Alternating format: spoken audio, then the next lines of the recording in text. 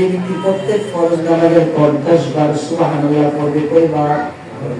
10 বার সুবহানাল্লাহ, 10 বার আলহামদুলিল্লাহ, 10 বার আল্লাহু আকবার, আল্লাহ তাআলা তার আমল নামায় 2500 নেকি দান করবে। সুবহানাল্লাহ। কয় হাজার? 2500। আল্লাহ রাসূল বলেন 2500 নেকি দান করবে। শুধু তা না, তার মাঝে এবং জান্নাতের মাঝে ব্যবধান শুধু মৃত্যু। এই আমলটা যে করবে সে মারা যাবে তো জান্নাতে চলে যাবে।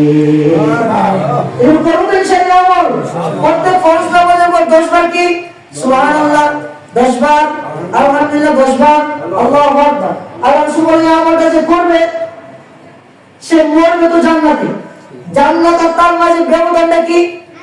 মৃত্যু। মরবে তো সে জান্নাতে চলে যাবে।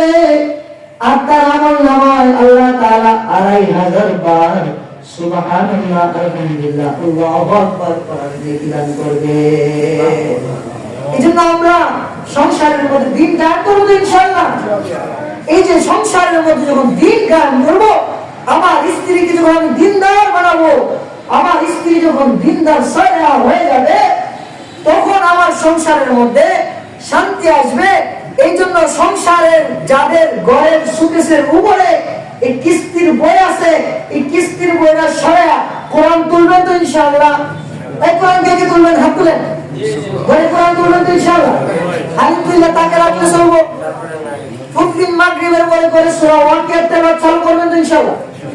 এই যাদের ব্যবসার মধ্যে বরকত হয় না, বলে হুজুর ব্যবসার মধ্যে বরকত হয়, বলে বলেন শুনো, ইমাম সাহেব কইছে আজকে থেকে প্রতিদিন মাগরিবের পরে সূরা ওয়াকিয়া পড়বি। হ্যাঁ, আজকে থেকে মাগরিবের পরে সূরা ওয়াকিয়া পড়বি। ওয়াকিয়া না পড়ে রাতের ভাত খাওয়া তো বন্ধ। কোথায় নি কোন না আবার বিডিশন গিয়া আমাকে ভিডিও এর বড় বানাই দিবা।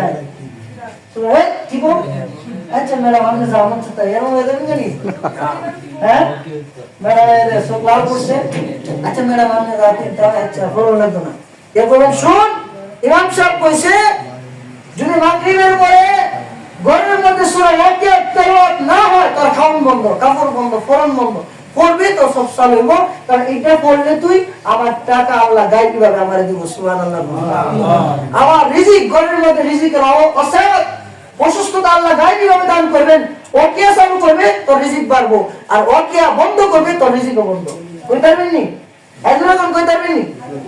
আমার সাহেব মুহিসুল্লাহ মাহমুদ হাসান সাহেব আমাদের হুজুরে বলেছে, হুজুর আপনার অধীনে তো 1000 মাদ্রাসা, 1000 মাদ্রাসা।